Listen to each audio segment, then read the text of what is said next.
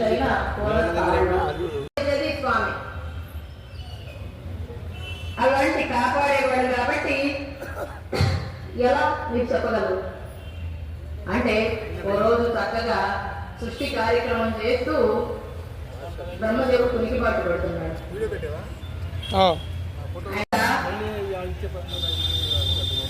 ఆయన కీర్తన చేస్తుంటే నవీన్ రేలు వరం బాబా ఇంకా ఆవిడ ఆయన మా వైపు చూడటం లేదు అనగానే ఎప్పుడైతే మా మాయన్ మాధవన్ వైకుంఠన్ వైకుంఠవాసుడు అని ఎప్పుడైతే పిలిచారో ఆ శబ్దం ఎప్పుడైతే వినిపించిందో వస్తున్నానందరుగా మొట్టమొదటి నేను సహజంగా ఒక దృశ్య కళల పట్ల కాస్త కోసం కొంచెం మక్కువ ఎక్కువ ఉన్నవాడు కనుక ముందు ఆ దృశ్యం ఆస్వాదించిన తర్వాత ఆ పాట మీద సాహిత్యాన్ని మరొకసారి నెమరు వేసుకొని అబ్బా ఎంత బాగా రాశారు కదా అని చెప్పి అనుకున్నాం.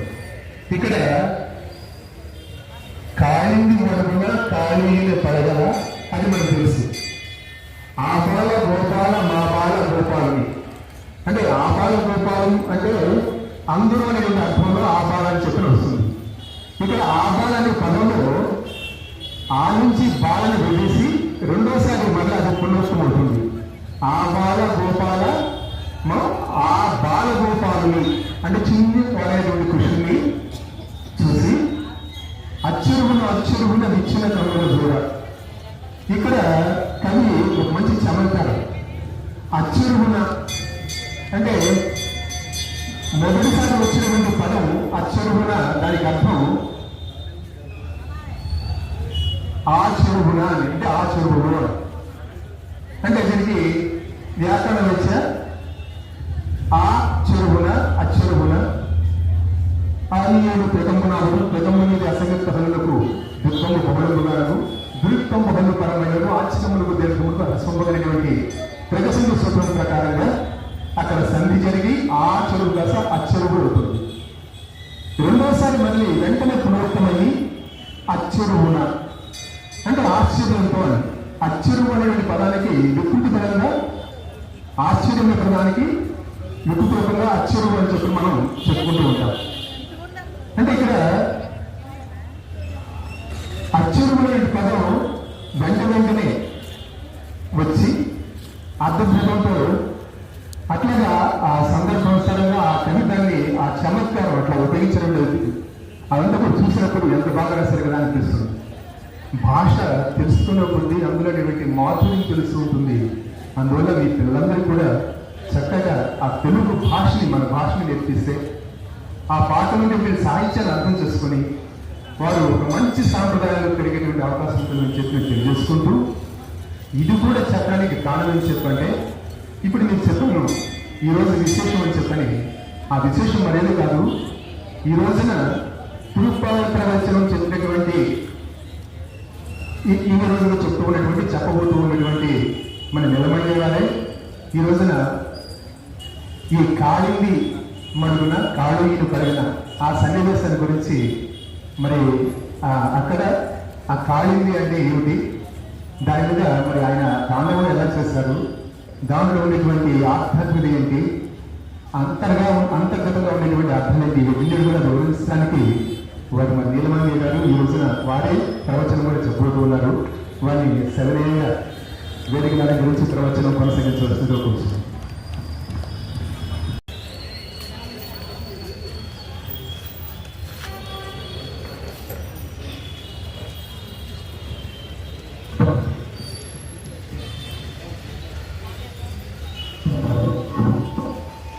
अस्मद्गुरुभ्यो नमः। वसुदेवसुतं देवं तं सचाणूरमर्दनं देवकी परमानन्दं कृष्णं वन्दे जगद्गुरुं। हे गोपाल जले कृपाजलनिधे हे सिन्धुकन्यापते हे कंसान्तक हे कळीन्द्रकरुणापारीण हे माधव हे रामानुज हे जगत्त्रयगुरो हे पुण्डरीकाक्ष मां पालय परं जानामि न त्वां विना। सर्वं श्रीकृष्णार्पणम्। वर्गोत्तंग विलास कुंतल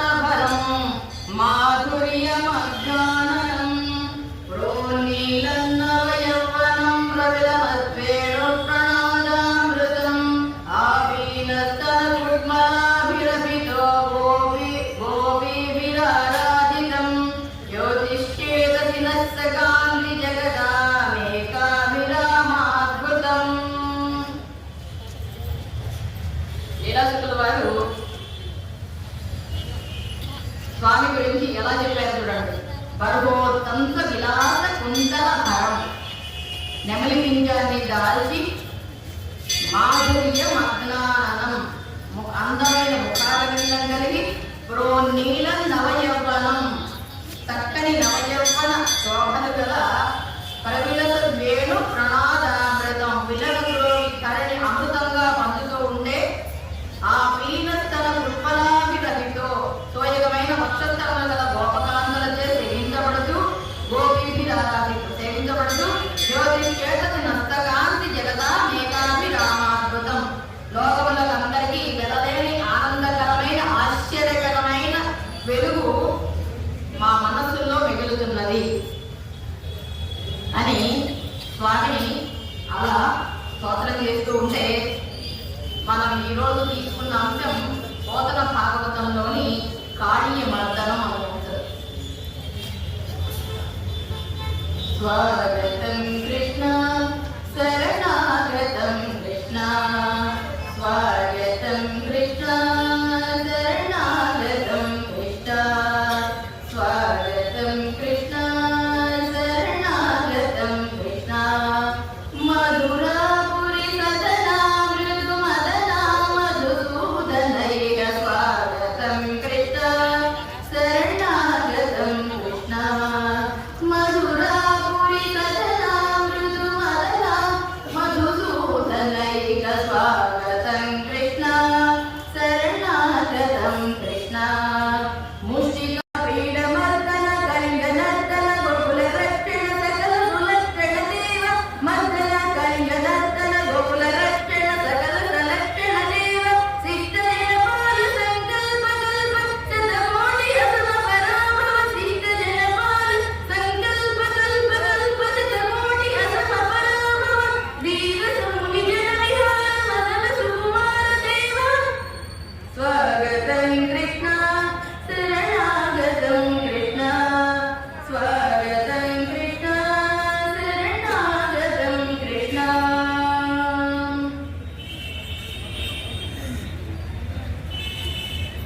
ఒకసారి వస్తాడు అని చెప్పి బాగా ఎగతాళి చేశారట గోపాలను.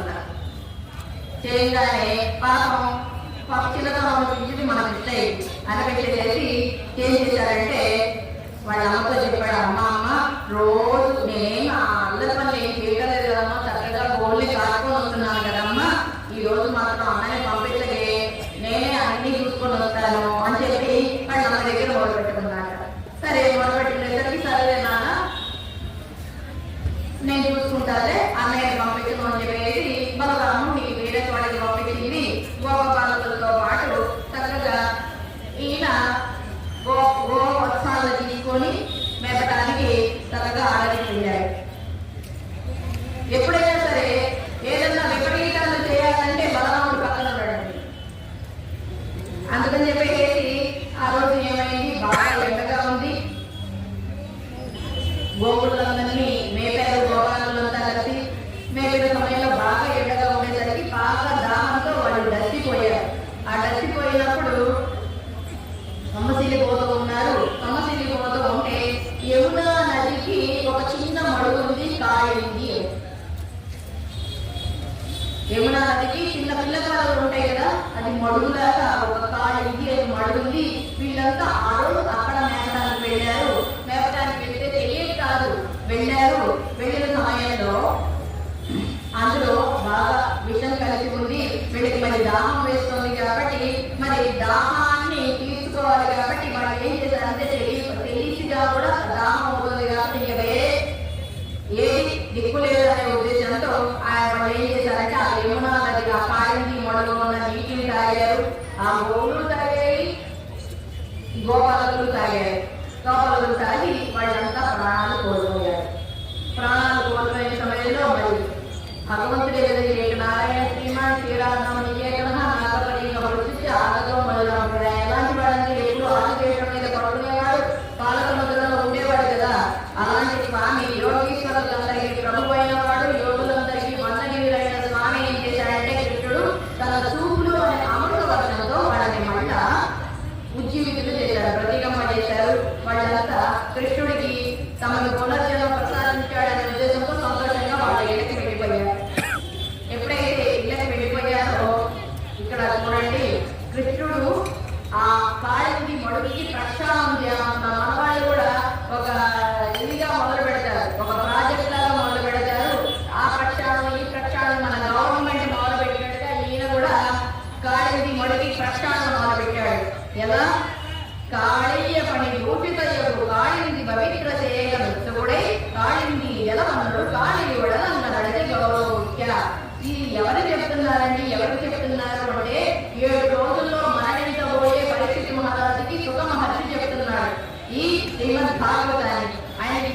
మా పరీక్షిత్ మహారాజుని ఉద్దేశించి సుఖమహర్షి అన్నాడు, మహారాజా, కాళీయుడు అనే నాకు చేత విషంతో నిండిపోయిన ఈ కాళింది నదిని పరిశుద్ధం ప్రక్షాళన చేయాలనుకున్నాడు స్వామి.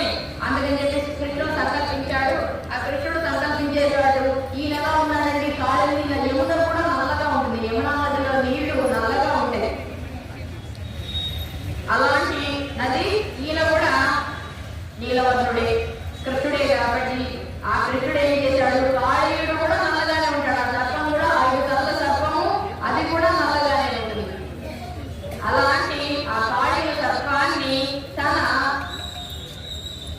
విరోచితమైన గొప్ప అనుభవంతో ఆ కాళీయుల నుంచి వెళ్ళగొట్టాడు అని ఈ చెప్పగానే ఆ పరీక్షిత్ మహారాజు అడుగుతున్నారట సుఖమహర్షిని. ఏమని అంటే, స్వామి మీరు మహర్షి మీరు ఇలా చెప్పారు, బాగానే ఉంది, మనం యమున అతి గంభీర అని మనం చెప్తూ ఉంటాం కదా. యమున నది చాలా లోతుగా ఉంటుందండి, చాలా గంభీరంగా ఉంటుంది, దాంట్లో మొసళ్ళు అవన్నీ ఉంటాయి కదా. మరి ఆ లోతు తెలియని కాళింది జలాల నుంచి మాధవుడు ఎంతటి నేర్పుతో ఆ సర్పాన్ని వెళ్ళగొట్టాడు. తర్వాత ఆ అహీంద్రుడు అంటే ఆ కాళింద్రుడు తన అహంకారాన్ని ఎలా అణిచివేశాడు అహీంద్రుడికి. అలాగే ఆ నదిలో ఆ పాము అంతకాలం ఉండాల్సిన అవసరం ఏమొచ్చింది, అంత ఎక్కువగా ఉండాల్సిన అవసరం ఏమొచ్చింది, దీని గురించి నాకు తెలియజేయండి. అసలు ఎందుకు కాళీయుడు ఉండాల్సి వచ్చిందంటే, అసలు కాళీయుడు అంటే మనలో ఉండే అహంకారం మనలో కలెక్తూ ఉంటుంది. ఏదన్నా ఒక గొప్ప పని చేశామనుకోండి, నీ ఎంత వాడు ఇంద్రుడు చంద్రుడు లేడు అని కనుక మనల్ని ఎవరన్నా పొగిడితే మనం కూడా మన కాలు అయితే కాలు ఎగరేస్తూ దిగుతూ ఉంటాం. అలాంటి అహంకారము, ఈ అహంకారముని అణచడానికి మరి స్వామి రావాల్సి వచ్చింది. అప్పుడు సరే అందరిలోనూ ఎప్పుడే ప్రయోజకుడు చెప్తున్నాడు, సరే గోవులు కాచాడు కదా, గోవులు కాచి ఆ నందకుమారుడు కథ చెప్తాను నీకు అని ఆ సుధారసాన్ని నువ్వు ఆప్యాయంగా విను అంటే, ఆ సుధారసాన్ని నువ్వు కనుక ఆస్వాదిస్తూ ఉంటే అంటే జురుతూ ఉంటే అంటారు, జురుతూ ఉంటే ఎంతైనా సరే సంతృప్తి కలుగుతూ ఉంటా అంటే చాలా సంతృప్తి కలుగుతుందట ఆ సుధామృతాన్ని. అందుకని చెప్తున్నాడు సుఖమహర్షి, మహారాజా యమునా నదిలో ఒక ప్రత్యేకమైన మడుగు ఉంది, ఆ మడుగే ఈ కాళిని మడుగు.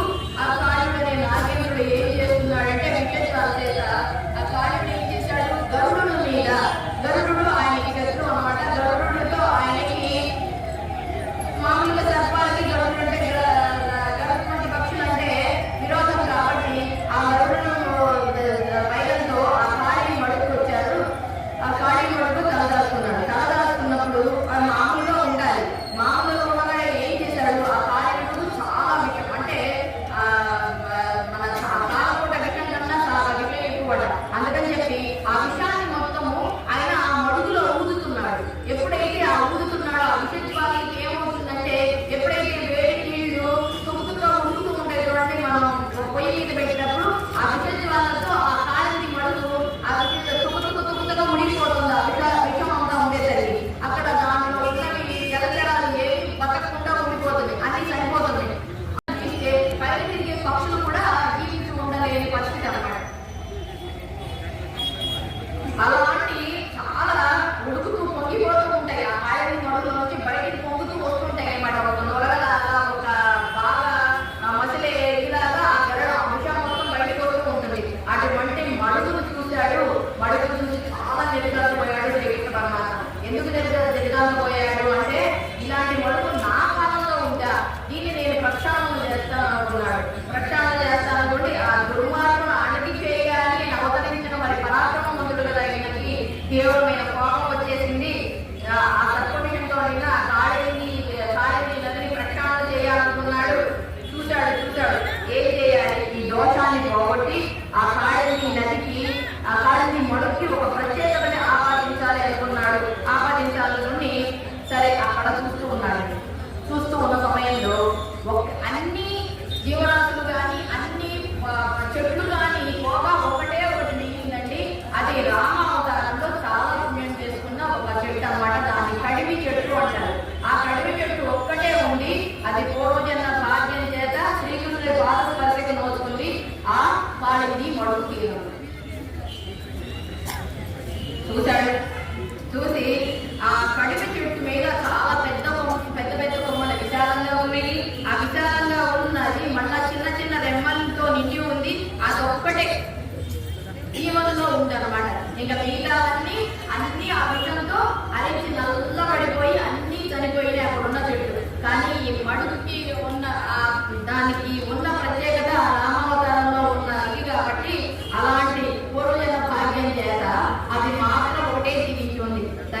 చూశాడు.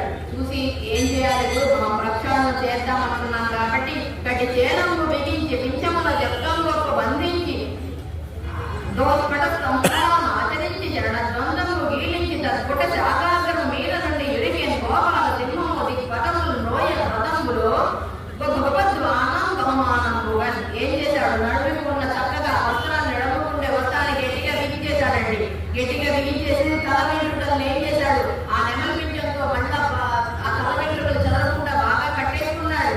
సరే ఒక్కసారి ఎక్కడన్నా పోరాటానికి వెళ్ళిన వాడు మల్లయోధులు చేసుకుంటారు, భుజాన్ని చదువుకుంటుంటారు చూసారా, అలా భుజాన్ని చదువుకున్నాడు. చదువుని రెండు భాగాన్ని గట్టిగా ఒక్కసారి భూమికి ఒక్కసారి తాడనం చేశాడు. తాడనం చేసి ఒక్కసారి ఆ గోపాల సింహంలాగా ఉన్నాడు. ఇప్పుడు ఏంటంటే ఒక పోరాటం పెట్టేటప్పుడు సింహం ఎలా ఉంటుంది, కంఠీరము 2 అడుగులు ముందుకి వేసి 2 అడుగులు వెనక్కి వేసి ఎలాగైతే దూసుకొని వస్తుందో అలాంటి గోపాల సింహుడు ఏం చేశాడు, ఆ ఒక్కసారి ఎగిరాడు. ఎగిరి ఆ చెట్టు కొమ్మ మీద నిలబడ్డాడు. ఆ చెట్టు కొమ్మ మీద నిలబడి ఆ మడుగులోకి ఒక దూకు దూకాడండి. ఆ చెట్టు కొమ్మ మీద నుండి ఒక బాల్ ఎలాగైతే ఒక బంతి ఎలాగైతే ఉంటుందో అలా ఒక బంప్ అంటారు చూసారా, అలా చేసి అక్కడ దూకేశాడు. దూకేసరికి ఆ మడుగులో ఒక శబ్దం వినిపించింది, గభీరమైన ఒక శబ్దం వినిపించింది. ఏంటి ఆ శబ్దం అనగానే ఆ నిశ్శబ్ద వాతావరణంలో ఆ శబ్దం ఏంటంటే దిక్కులు ప్రతిధ్వనించేటట్టుగా అయిపోయిందట. అలాంటి గొప్ప ప్రతాపంతో ఉంటే ఆ సింహపిటి ఏం చేస్తున్నాడు, దూకేశాడు. ఎప్పుడైతే దూకాడో ఆయన దూకిన వేగానికి ఆ మడుగులో నీళ్ళంతా విషపూరితమై ఉన్నాయి కదా, ఆ భయంకరమైన తరంగాలు ఏంటి అంటే ఒక్కసారి ఒక కవాణ నృత్యం అంటారు చూసారా, ఒకటి వికట నృత్యం చేసినట్టుగా అయిపోయింది. ఒక్కసారి ఎగిరింది, పెళ్ళుముకింది. ఆయన దూకిన ఒక దూకికి పెళ్ళుముకి ఎట్టు చూసిన 100 ధనస్సు అంటే 600 అడుగుల ఎత్తున ఆ నొరగలంతా బయటకు వచ్చేసింది. ఎప్పుడైతే మీరు వచ్చి మామూలుగా లేదండి, అది ఉడుకుతోంది. ఆ విషము పుత్తకమని ఆ నీటిలో ఉన్న బుడగలన్నీ తేలుతూ ఉడికిపోతున్నాయి. అలాంటి సమయంలో మరి ఈయన ఎలాంటి వాడండి అంటే మత్స్యావతారంలో సముద్రం మధ్యలో విహరిస్తూ ఉండేవాడు. ఆయన ఈగత ఏమన్నా తెలియదా, అలాంటి విష్ణువు ఇంతకు ముందైతే ఏం చేసేవాడు, అభ్యర్థమైంది. మరి కృష్ణుడు కాబట్టి ఆ అడుగుల నీళ్ళు అల్లకల్లం అయిపోతుంది, ఊపెత్తల లేస్తుంది, ఆ కరటాలు లేచినట్టుగా ఉన్నాయి. దాన్ని ఏం చేశాడు, ఆ బాగా ఉపెత్తలు లేసరికి ఆ ఒక్కసారి చేతులతో ఆ భుజాలతో ఒక్కసారి అటంతా ఇలా ఈయాడనమాట. ఆ మడుగులో ఈలేశాడు. ఈలేసిన తర్వాత ఆ దృష్టిని చూడటానికి ఎలా ఉందంటే ఆ నొరగలు కొత్త ఉడికిపోతున్నాయి, చాలా భయంకరంగా ఉంది. ఆ భయంకరంగా ఉండేసరికి ఆ ఖాళీలో ఒక్కసారి కోపం వచ్చేసింది అనమాట. వీడేంటి ఇప్పటిదాకా నన్ను చూసి ఈ పరిసరాల్లోకి ఎవరు వచ్చేవాళ్ళు కాదు, వీడ పిల్లవాడ ఈ కుటుంబం వచ్చాడా అనుకుంది. దానికి రోషం వచ్చేసింది. రోషం వచ్చేసి ఆ వీడ ఈ చిన్నపిల్లాన్ని ఏమన్నా చేద్దాం అనుకున్నాడు ఆ కాళీయుడు. సరే వీడి పని చూద్దాం అనుకున్నాడు కాళీయుడు. అనుకొని ఏం చేశాడు, ఈ కుర్రవాడు నీళ్లలో ఈదుతున్నాడా, ఈ నీళ్ళన్నింటి నా విషయమని నా కోరంలో విషయంతో ఉన్న దీన్ని అల్లకల్లం చేస్తున్నాడా, దీన్ని కలసి వేస్తున్నాడా, ఈ అల్లలు ఏంటి చెల్లిపోయేట్టుగా చేస్తున్నాడా, సరే చూద్దాం. అందులో నోటితో ఊదుతున్నాడు. మరి ఈత కొట్టేవాడు ఊపిరి తీసుకోవాలి కదా, ఆయన ఊదుతున్నాడు. ఆ బాంబులతో తన చేతులతో పక్కన చదివితే ఈత కొట్టేవాడు ఎలా చేస్తున్నాడు కాబట్టి దాన్ని నేను లోపల ఉన్నాను తెలియదా, ఇంత పెద్ద పాముని నేను ఉన్నానని తెలియదా అనుకోని ఆయన కోపం వచ్చేసింది. అల్లకల్లా దీన్ని ఎలాగైనా సరే భస్మం చేసేస్తాను ఈ విషయంతో, విషజ్వాలతో భస్మం చేసేస్తా అనుకున్నాడు. అని వీళ్ళకి నా కోపం తెలిసి రావాలి ఎలాగని. ఈ చిన్నపిల్లాడు వచ్చాడు అంటే ఇప్పటిదాకా లోకంలో ఉన్న వాళ్ళంతా ఇక్కడ రేపల్లా ఈ ప్రాంతంలో ఉన్న వాళ్ళందరికీ నా ప్రతాపం లేదు, కానీ ఇప్పుడు అందరికీ తెలియాలి, లోకం మొత్తానికి తెలియాలి నా విష ప్రభావం ఏంటో, నా పరాక్రమం ఏంటో అంటే అంత గర్వంలో ఉన్నాడు. అంత గర్వంలో ఉండేసేసి వచ్చేసాడు అనమాట. వచ్చేసేసి ఏం చెప్పిన ఘోర విశాల ప్రబల రొప్పున బ్రహ్మగ సర్ప సైన్య విస్ఫారుడు గాడి యోధుడు పాడిపడి గరజని వయోధరా కాదు వయో విహార దయగంబ విదూర మహాగభీరు నా వీర కుమారు వీర నవనీత శుభా మరదారు సారుడిని ఏం చేశాడు, విజృంభించేశాడు. ఆ సర్పరాజేమో సైన్య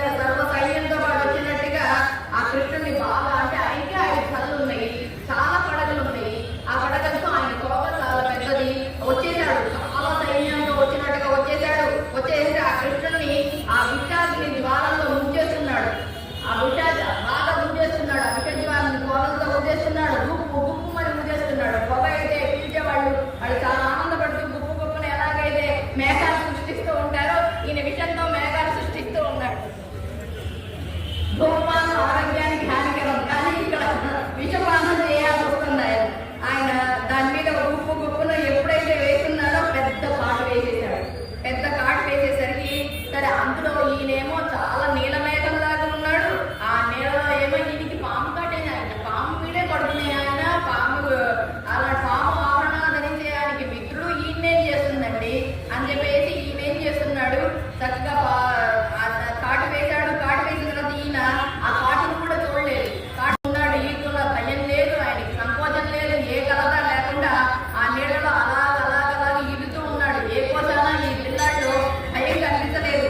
ఏం చేద్దాం అనుకుంటే ఈయన చాలా ధైర్యవంతుడే అనుకున్నాడు. ధైర్యవంతుడు అనుకొని అమ్మో చూడటానికి ఇలా ఉన్నాడు కానీ పిల్లవాడిలాగా ఉన్నాడు, ఇతను చాలా ధైర్యవంతుడిలాగా ఉన్నాడే అనుకున్నాడు. అనుకొని సరే వీని సంగతి మళ్ళా చూద్దాం అనుకున్నాడు. చూడటానికి ఎలా ఉన్నాడు అంటే చక్కగా పట్టు వస్త్రాలు కట్టుకున్నాడు.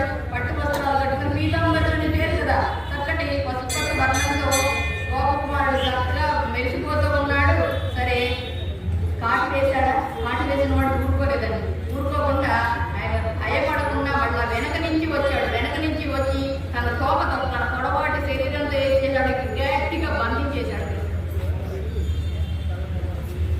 ఎప్పుడైతే బంధించేశాడో బాగా వెనకొచ్చాడు. ఆ పడగ ఎత్తాడు, పైకి ఎత్తాడు. ఆ నోటి నుంచి మళ్ళా విషాగ్ని జ్వాలల్ని మళ్ళా కుమరించేస్తున్నాడు. కుమరించేస్తుంటే ఈ విధంగా కృష్ణుడు బాగా కృష్ణుడు శరీరంతో ఆడుతూ ఉన్నాడు. ఆ నాగరాజేమో పొడవైన శరీరంతో ఆడుతూ ఉన్నాడు. సరే కృష్ణుడు ఆ పొడవైన శరీరంతో చూసిన తర్వాత ఒక్కసారి తను మామూలు బాలకుడుగా అనుకోవాలి. ఇప్పటిదాకా ఏంటంటే భగవంతుడిలాగా పోరాడాడు, కానీ ఒక్కసారి భగవంతుడు కాకుండా మామూలుగా ఉందాం అనుకున్నాడు. ఒక్కసారి ఏంటంటే ఒక విచిత్రమైన సంఘటన, అనుకోని సంఘటన జరిగితే మనం కొంతసేపు నిశ్చేషం అయినంగా నటించాడు. ఆయన అలా నటించేశాడు. నటించేసరికి అక్కడ ఉన్నారు గోపబాలులంతా, అక్కడ మిత్రులంతా ఏం చేశారు, ఆ స్థితిలో ఆయన చూసేశారు. చూసే లోపల అందరికీ చూపించాలి తన పిల్లని.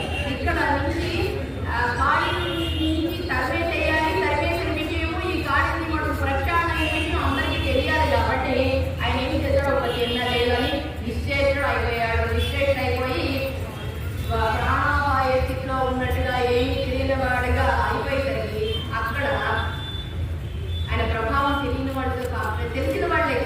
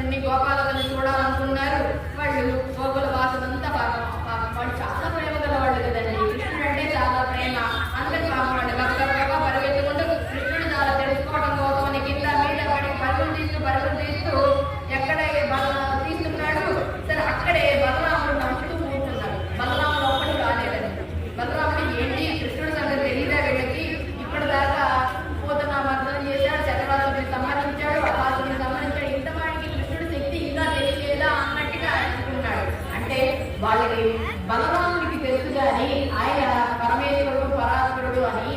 మిగతా వాళ్ళకి ఏం తెలుస్తుందండి, మాయ కమ్మేసింది. వాళ్ళంతా కృష్ణుడు మోహంలో ఉన్నారు కాబట్టి వాళ్ళంతా కృష్ణుడి శక్తిని వాళ్ళు చేసిన వాళ్ళు కాబట్టి ఈయనకి తెలుసు కాబట్టి వీళ్ళు ఎవరిని వారించరు. ఒక్కసారి కృష్ణుడు లేదా వాళ్ళు చూస్తాడని అని. సరే అంతలోకి వాళ్ళతో పాటు సరే కొంచెం అయితే వారించలేదు కానీ వాళ్ళతో పాటు బలరాముడు కూడా అడవిలోకి వెళ్ళాడు. అడవిలోకి ప్రవేశించి కృష్ణుడు దాని కోసం అంతా తిరుగుతున్నాడు. కాబట్టి వెళుతున్నారు. గోపులు కాలు గుర్తులు కనిపించాయి. ఆ కాలు గుర్తులతో వీళ్ళు వెళ్తున్నారు. అంటే ఇంట్లో ఉన్న వాళ్ళంతా వెళ్ళిపోతున్నారు. అక్కడే కొద్దిగా కృష్ణుడు కాలి జాడలు కనిపించాయి. కృష్ణుడు కాలి అడుగులు జాడలతో అక్కడికి వెళ్ళారు. అక్కడ ఎలా ఉంది కృష్ణుడి కాలి అడుగుల గుర్తులు అంటే చూడండి, వాటి యవరేఖ, అంకుశరేఖ, అలరేఖ, వజ్రరేఖ, చక్రరేఖ, చాపరేఖ, ధ్వజరేఖ ఇలాంటి శుభ లక్షణాలతో ఉన్నాయి గుర్తులని. అలాంటి శుభ లక్షణాలు ఉన్న గుర్తులన్నీ కనిపిస్తూ ఉన్నాయి. ఆ నేలపై ఉన్న కాలగుర్తుల జాడలు వెతుకుతూ ముందుకు వెళ్ళారు వీళ్ళంతా. గుర్తులతో పాటు బలరాముడు కృష్ణుడు అడజాలు వాళ్ళకి దారి చూపించాయన్నమాట. ఎప్పుడైతే వెళ్ళిపోయారో వాళ్ళందరూ చివరికి సమీపించడానికి ఎక్కడికి వెళ్ళారు అంటే సాధ్యం కాని కాళీయుడుగా యమునా నది దేవుడు చేరాల్సి వచ్చింది. అప్పటిదాకా ఆ పరిసరాల్లో ఎవరు ఉండేవాడు కాదు, తెలుసు కాబట్టి వెళ్ళేవాళ్ళు కాదు. అక్కడ సమీపించారు. ఆ నదీ జలాల మధ్యలో ఇంతవరకు ఎవ్వరూ చూడనట్టుగా సాధ్యం కాని మహాసర్పంతో పాటు వేయబడి ఆ పాము పడగల చేత బాగా చుట్టబడిన కృష్ణుడిని చూశారు వీళ్ళంతా. ఎలాగో యశోదానందులు నంద ప్రజల్లో ఉన్న వాళ్ళంతా చూశారు. అతన్ని చూస్తే ఎలా ఉంది అంటే ఆయన వ్యక్తంగా సన్నగిల్లిపోయి సొమ్మసిల్లి పడిపోయినట్టుగా ఉన్నాడు. అది చూసి కృష్ణ కృష్ణ అని పిలిపిస్తూ వాళ్ళంతా ఏం చేశారు, చాలా ఏం చేయాలో అర్థం అవుతుందా, దుఃఖంతో తప్పించిపోయారు. అయ్యో ఇన్నాళ్ళు మమ్మల్ని దేవుడు బాగా దయ చూశాడు, ఏంటి ఇలా అయిపోయింది, మేము ఈరోజు ఈ విధిని ఎదుర్కోవాల్సి వచ్చింది, ఇలాంటి విషమ పరిస్థితి ఎదుర్కోవాల్సి వస్తుంది అని చెప్పి వాళ్ళు బాధపడుతున్నారు. ఆ విధిని తిట్టుకుంటూ ఉన్నారు. ఆ గోవులు లేగలు అన్ని కలిసి ఆ మేత కూడా మాడివేసి కొట్టము, కృష్ణుడిని కన్నాకుండా అవి కన్నీళ్లు కాదండి, వాటి మోజీ కాదండి, అవి కన్నీళ్లు కారుతున్నాయి. గోపికలేమో యశోదను పట్టుకొని ఏడుస్తున్నారు. ఇది అక్కడ సన్నివేశం. అంటే అక్కడ ఎదురు వచ్చినదా ఎదురుగా చదువు ఎదురు వచ్చిన నేడ నేడరావు సూచన తోడ చూచుతుందు నీవు సూచన కలవచ్చు చూడ నేల దాచిన వరలేర దాయకు వద్దు దాచిన నేటికి దాయకుదా జీరణవోయని చెలరేగి పలుకుదు ఇది ఏమి నెరుగుకుండా తలపుసేయమంత తలపోయి ముందు తలపుసేయ నేడు తలపమగట వెనుక భక్తి విసలాడే భయపడే దేతలెల్లా వాడి గోపాకృష్ణ మేము ఎదురు వస్తే రోజు నీవు మాకు ఎదురు వచ్చేవాడివి కదా, ఈనాడు ఎందుకు నువ్వు రావట్లేదు, మాకు కనిపించడం లేదు, మేము నీ చూస్తూ ఉంటే నీ దయ మాకు చూసేవాడివి కదా, మమ్మల్ని చూపించేవాడివి, నేను మేము వచ్చినా చూసినా మాకు మాట్లాడకుండా ఇలా నా దగ్గరికి రాకుండా మా దగ్గర రాకుండా ఇలా అయిపోయావేంటి, మా జగత్తు రా కృష్ణ కృష్ణ అని పాప ఏడుస్తూ ఉన్నారు. కృష్ణ కృష్ణ అన్నారు ఉత్సాహంగా అని పలుకుతూ మా బాధలని తీర్చేవాడివి కదా, మేము ఇప్పుడు పిలుస్తున్నాము ఎందుకు రావట్లేదు. పాపం చాలా వాళ్ళు ఏంటంటే అన్ని చేతులు మానేసేసి వాళ్ళంతా గోపికలు వాళ్ళంతా భక్తులు కదా, వాళ్ళంతా అలా అల్లాడిపోతూ ఉంటే సరే అప్పుడు యశోదానందుల సంగతి ఎలా ఉంది అంటే వాళ్ళని చూడంగానే అసలు శోకాసత్వ హృదయులైపోతున్నారు అనమాట.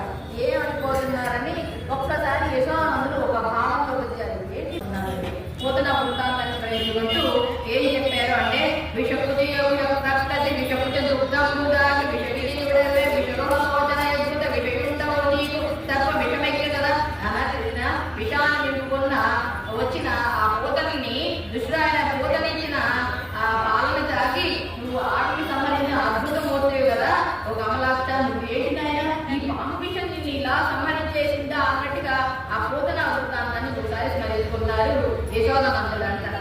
ఆ కట్ట క్రూర భుజంగమ భట్టులకు నిండుగరు గంపించిదివో తిక్కిదిదో పాపం ఇది పట్టి ముదలచికాక బలిపించిదివో. అయ్యో కన్న తండ్రి ఈ క్రూర పాపం నిన్ను కోపంతో పాటి వేసిందా, ఏంటి నువ్వు ఈ పాపించి విధి ఏంటి అని వాళ్ళ విధిని తలుచుకుంటూ మమ్మల్ని వదిలిపెట్టి పోయేవా, మమ్మల్ని తలుచుకుంటూ ఎంత అని వీళ్ళు చాలా బాధపడుతున్నారు యశోదానందులు. ఇంకా అనుకుంటున్నారు పండగము మమ్ము గరవక నీ నేటికి గడవ చెట్టు నిమ్మగలిగి నీ పుణ్యమమ రక్షించు నిన్ను రక్షింపనేరు నేరం తండ్రి కదయ్యా. ఈ పాపికి వాళ్ళు మిమ్మల్ని కలవకుండా మమ్మల్ని కలవకుండా నేనెందుకు కలిగింది నాయన,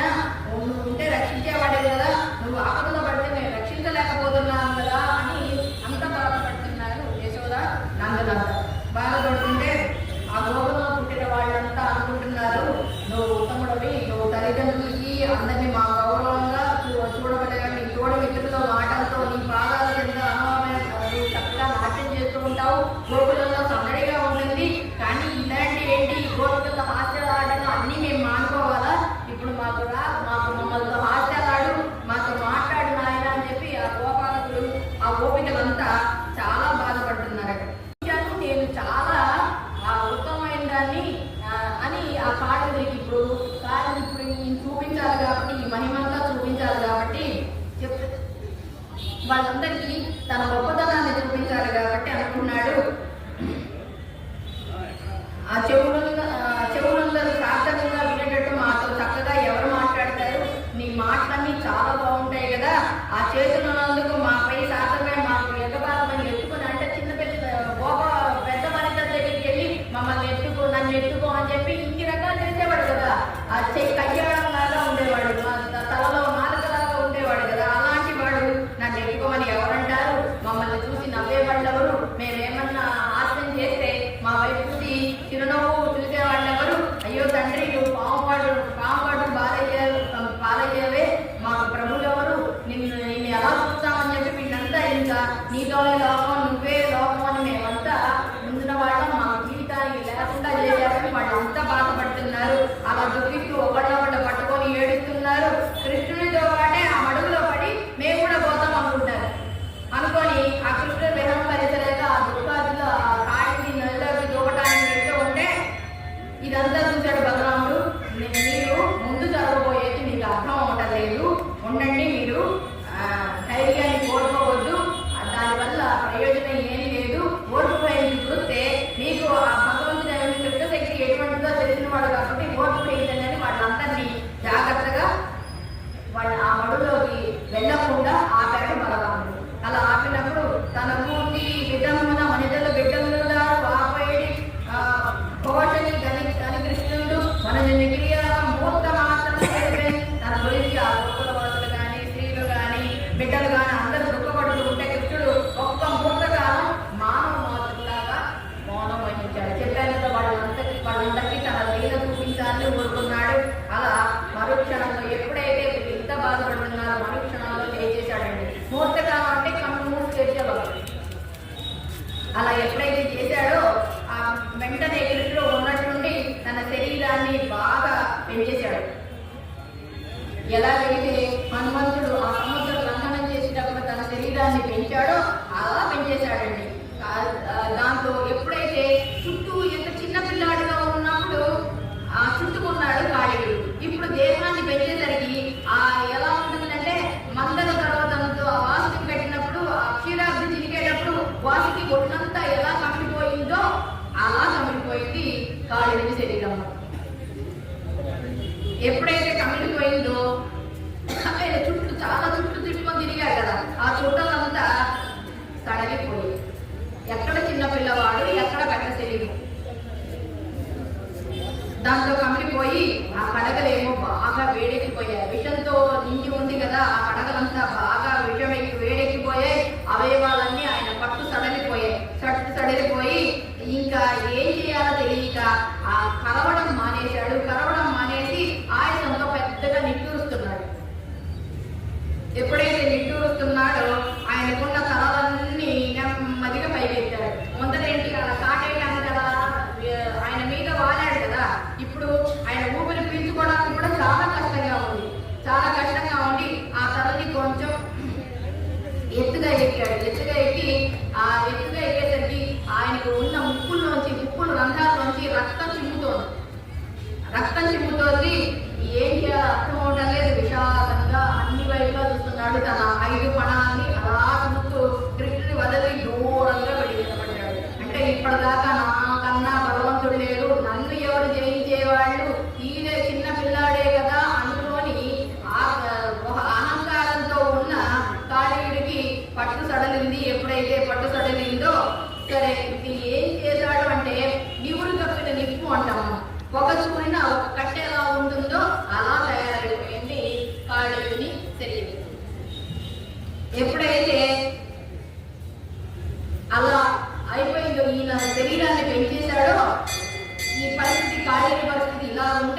మరి భయం కానీ సంకోచం కానీ లేకుండా కృష్ణుడు ఏం చేశాడు, తన చేతిలో కాళ్ళు పడగల మీద ఒక్క సరుకు తెచ్చాడు.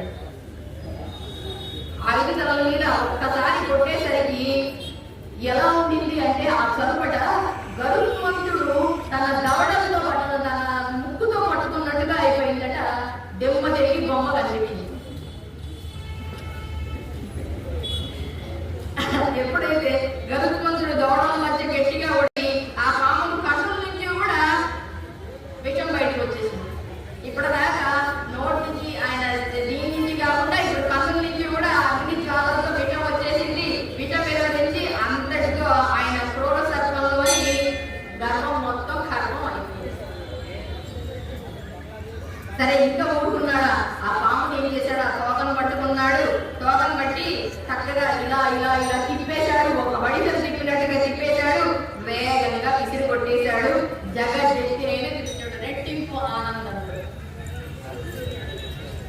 ఘన యమునా నది కల్లోల ఘోషంబు సరస మృదంగ ఘోషంబుగాగా సాధు బృందావన చరచంచరీక గానంబు గాయక సుగానంబుగాగా గలహంస సారస కమనీయమంబు శబ్దంబులు దాళ శబ్దములుగాగా దివి నుండి వీక్షించు దివిజ గంధర్వాది జనులు సుఖాధీన జనులుగాగా పద్మరాగాది దత్త ప్రభాసమానైక కాళీయపడి మణా మండపమున నడిలలోచన విఖ్యాత నర్తకుండు నిత్య నైపుణ్యముగా చేసి నృత్యమాడే ఆ కాళిన పడగలు చాలా అరంగేట్రం చేసే ఒక విశాల రంగస్థలంలాగా అయిపోయింది. విశాల మండపం మీద ఆ బాలకృష్ణుడు అనే ప్రఖ్యాత నర్తకుడు ఎక్కాడండి. ఎక్కేసేసి ఆ దాని మీద నిలబడ్డాడు. నిలబడ్డేసేసి చాలా నైపుణ్యంగా నృత్యం చేశాడు. ఎప్పుడైతే ఆ నృత్యం చేశాడో ఆ పాము పడగల మంటపం ఎలా ఉంది అంటే నోట్లో నుంచి రక్తం స్రవిస్తోంది. పద్మరాగాలు ఎలా ఉంటాయండి, ఎర్రగా ఉంటాయి కాబట్టి పద్మరాగాలు మొదలైన రక్తాల చేత ప్రకాశిస్తున్నట్టుగా ఆ రక్తం స్రవిస్తుందట. ఆ నృత్యానికి సాకారం చేస్తున్నట్టుగా ఎలా ఉందట. ఎవరు సహవాయిద్యాలు ఎవరు అంటే యమునా నదిలో కదిలే తరంగాల జల్లు సహవాయిద్యాలు అయిపోయాయి. నట్టువాళ్ళు సరే అవి మృదంగ ధ్వనులుగా అయిపోయినాయి. ఆ బృందావనంలో తిరుగుతూ ఉండే తుమ్మెదలు మధుర సంగీతం వినిపించింది. ఆయనకి నృత్యానికి మరి పాట లేకుండా నృత్యం చేయడు కదండి. అలా మధుర సంగీతం లాగా అంటే గాయకుల గానం లాగా వినపడుతుంటే కలహంసలు సారస పక్షులు అనేవన్నీ అవి శ్రావ్యమైన శబ్దాలు చక్కగా చేస్తూ ఉంటే అవి తాళధ్వనులుగా సంతరించుకుంది. ఆకాశంలో నుంచి చూస్తున్నారు దేవతలు గంధర్వులు. వీళ్ళంతా అక్కడ సభలో ఆశీర్వైన ప్రేక్షకుల్లాగా ఉన్నారు. ఆయన చక్కగా నాట్యం చేస్తున్నారు. అలా కుక్షిలోకమున్న గౌరవముతో గోపాకృతినున్న యాక్షోమంతబడి మహామణి పణారంగ ప్రదేశముపై దక్షిణోద్ధత నాడుపాడు జలగున్ హంసము తోడం బల ప్రక్షేపములు చేయగేడి గగతం ప్రాణైక శేషంబుగన్. అన్ని లోకాలు దాచుకున్నవాడు దామోదరుడు కదండి. ఆ కడుపులో ఉన్న లోకాలన్నీ దాచుకున్నవాడు. తర్వాత చాలా బరువుగా ఉంది ఆ కడుపు ఉదరం అంతా. మరి రాక్షస సంభాగమైన ఆ కాళీ పడగలనే రంగస్థలం మీద ఆయన చాలా ఉల్లాసంగా నాట్యం చేస్తూ ఉంటే మళ్ళా పాటలు పాడాడు. మళ్ళీ నాట్యం చేశాడంటే మళ్ళా తోం దిగుడుతోం పాటలు మళ్ళా నవ్వుతూ ఎగిరి గంతులేస్తున్నాడు. పాదాలతో బాగా పడగలపై తొక్కుతూ ఉన్నాడు. అలా ఆటలాడాడు. ఇప్పుడు ఎలా ఉంది కాళీని పరిస్థితి అంటే తల ప్రాణం తగ్గుతుంది.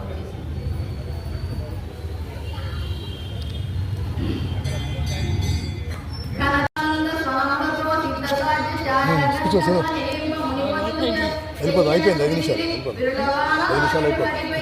నాట్యం ఆడుతున్న నందనందనుడిపై ఆకాశం నుండి విద్యుడు సాజులు గంధర్వులు దేవతలు మూలవానులు కురిపిస్తే అమృతం తాగటం వల్ల ఆనందం ఎలాగైతే వెలివేసిందో అలా స్నానాలు చేశారు అక్కడ ఉన్న కంఠధ్వనులతో గోపాలకులంతా. అలా దుష్టుల వారికి కాలయముడైన ఆ కృష్ణుడు చేసినందు మూలంగా ఈ కాళి వీటికి గర్వాన్ని కర్మం చేసి చక్కగా తాండవం ఆడితే ఆ నోటి నుంచి ముక్కుల్లో నుంచి ఒక రక్తమే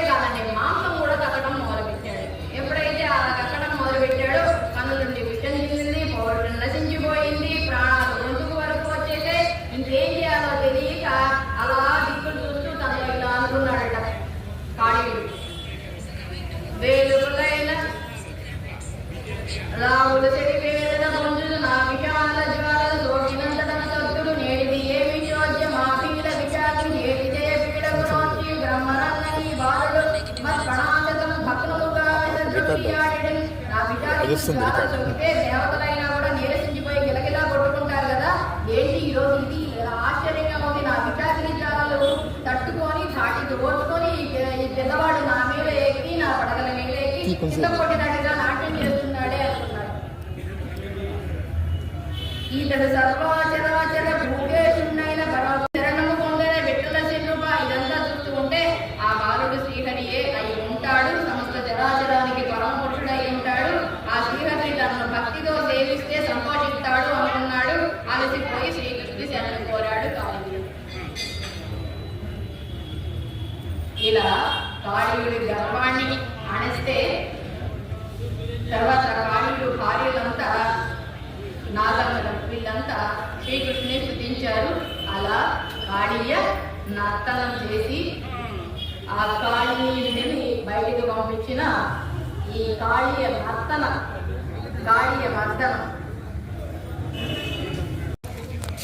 అష్టమందున పుట్టి ఆ కంసునే చంప వైకుంఠమును వీడి అరుగు జంచితివేమో. అష్టమందున పుట్టి ఆ కంసునే చంప వైకుంఠమును వీడి అరుగు జంచితివేమో. వసుదేవనందన దేవకీ సూనుడా శ్రీలక్ష్మీనాథుడా చిందేన నీకు. రే పల్లెవాడందరే ఇంబవళ్ళు నీ రాకకై వేచేను నిండు మనసులతో. నందుడే నిండుగా ఆనందమొందగా గోపెమ్మ నీ కొరకు పూజలే సలుపగా చిన్ని శిశువుగా వచ్చి చిన్నెలే చూపితివి. అష్టమందున పుట్టి ఆ కంసునే చంప వైకుంఠమును వీడి అరుగు జంచితివేమో. పసికూననే చంప పూతనను రాక్షసే గోపెమ్మగా వచ్చి తను పాలు ఇవ్వగా పాలనే త్రాగేసి ప్రాణాలు తీసితివి. మాయ బండిగా వచ్చి నిన్ను చంప చూసిన సెగట అసురుని సంధి బంధములు చూపితివి. అష్టమందున పుట్టి ఆ కంసునే చంప వైకుంఠమును వీడి అరుగు జంచితివేమో. గాలిలో గాలిగా గుణావర్తుడుగా శీఘ్రముగా పంపితివి పై లోకాలకు. పాముగా కొంగగా సురగంగా వత్సంగా పెరగ పండుగ వచ్చి కడతేట చూసిన కలుషాత్ములను చంపి మోక్షమిచ్చితివౌరా. కువలయంబును చంపి మల్లుడను మర్దించి మామ కంసుని చంపి ధర్మము నిలిపితివి. చరనున్న జాతకే పట్టంపు కట్టించి మాత పితరుల చరను తొలగజేసితివౌరా. అత్తకిచ్చిన మాట కష్టపెట్టిన గాని 100 తప్పులు కాచి బావనే చంపితివి. కుంతి పిల్లలతోటి జట్టు కట్టితివేమో పార్థసారథివై తగు నీతి చెప్పితివి. అష్టమందున పుట్టి ఆ కంసునే చంప వైకుంఠమును వీడి అరుగు జంచితివేమో. వసుదేవనందన దేవకీ సూనుడా శ్రీలక్ష్మీనాథుడా చింతేన నీకు.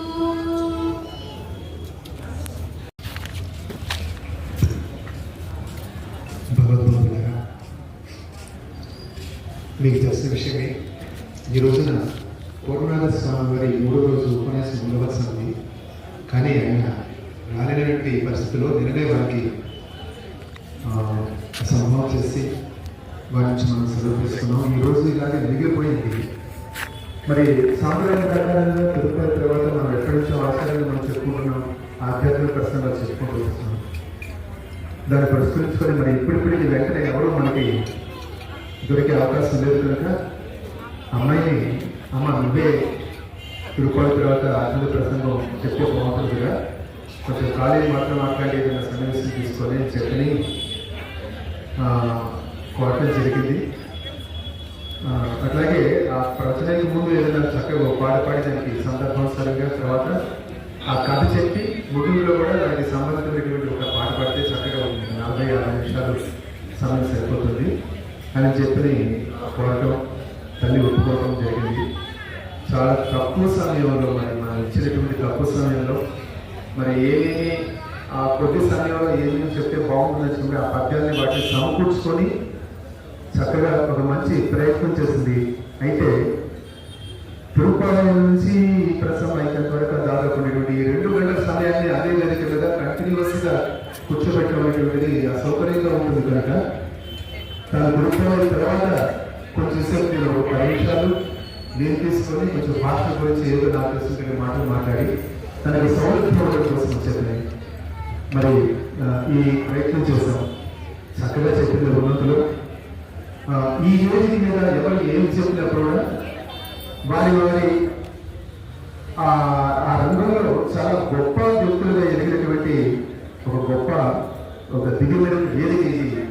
తిరుపతి ప్రశ్నలే కాకుండా ముందు ఆధ్యాత్మిక భాగవత బ్రాహ్మణ ఇత్యాది పురాణాల నుంచి ఆధ్యాత్మిక ప్రవచన కూడా చక్కగా ఎక్కించేటువంటి స్థాయిని ఎదుగుతుంది. దానికి ఈ వేదిక దిగ్గతను సమకూరుస్తుందని చెప్పి నమ్ముతూ మరి ఇప్పటిదాకా మీరు ఉన్నందుకు ఈ కార్యక్రమాన్ని తెలిపించినందుకు సత్సవత్సరం తరఫున ధన్యవాదాలు తెలియజేసుకుంటూ మరొకసారి సత్సవాల సంస్థ తరఫున నియమతులకి కృతజ్ఞతలు తెలుసుకుంటూ రేపటి కార్యక్రమంగా మనం